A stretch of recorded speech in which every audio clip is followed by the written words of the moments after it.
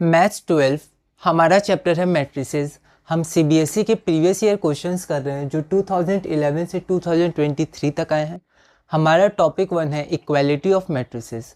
हमारा अगला क्वेश्चन है question number 6, find the value of a if this matrix is equal to this matrix. Delhi 2013 1 mark का question है। एक बार आप इसे ट्राई करिए फिर हम आगे बढ़ते हैं।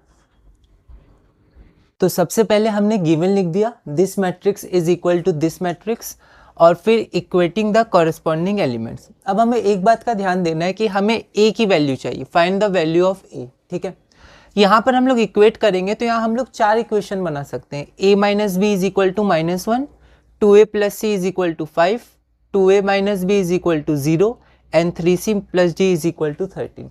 लेकिन हमें यहाँ पर 2 इक्वेशन की ज़रूरत है। क्यों? क्योंकि यहाँ पर a है, यहाँ a है, यहाँ a है, 3 इक्वेशन में a है। लेकिन अगर हम सिर्फ a और b इन दोनों इक्वेशन को उठाएं तो हम a की वैल्यू निकाल सकते हैं, क्योंकि 2 वेरिएबल 2 इक्वेशन, 2 वेरिएबल a और b हो गए और 2 इक्वेशन हमें ये दोनों मिल जाएगी। ठीक है, तो हमें इस इक्वेशन का कोई यूज नहीं है। तो इसीलिए जब हमने लिखा कि इक्वेटिंग द कॉरेस्पॉन्डिंग एलिमेंट्स तो हमने 2 ही इक्वेशन ली, a minus B is equal to -1 and 2a minus B is equal to 0।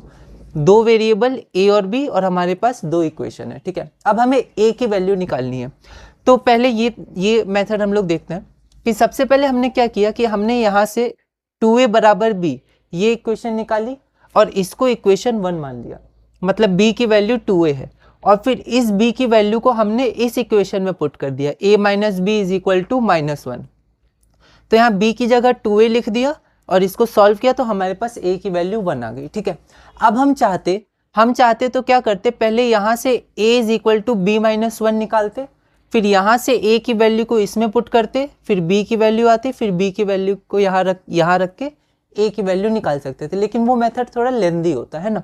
अब हमें चाहिए थी a की वैल्यू, तो हमें एक ऐसा इक्वेशन चाहिए जिसमें सिर्फ और सिर्फ a हो। ठीक है, यहाँ पर a और b है, तो अगर b की जगह भी a आ जाए तो डायरेक्ट a की वैल्यू निकल सकती है ना। तो यहाँ से हमने b को a में कन्वर्ट किया 2a, और यहाँ जैसे 2a रखा तो ये पूरी इक्वेशन a में ही है, वेरिएबल सिर्फ a है, तो जो आंसर आएगा वो a का आएगा। तो यहाँ से डायरेक्ट आ गया, वरना इसके और मेथड हो सकते हैं, हम लोग इक्वेशंस को सॉल्व कर सकते हैं, उसका answer a is equal to 1 ही आएगा। तो इस वीडियो में हमने क्वेश्चन नंबर 6 अपना पूरा किया। अगले वीडियो में हम क्वेश्चन नंबर 7 करेंगे और टॉपिक 1 इक्वालिटी ऑफ मैट्रिसेस में आगे बढ़ेंगे।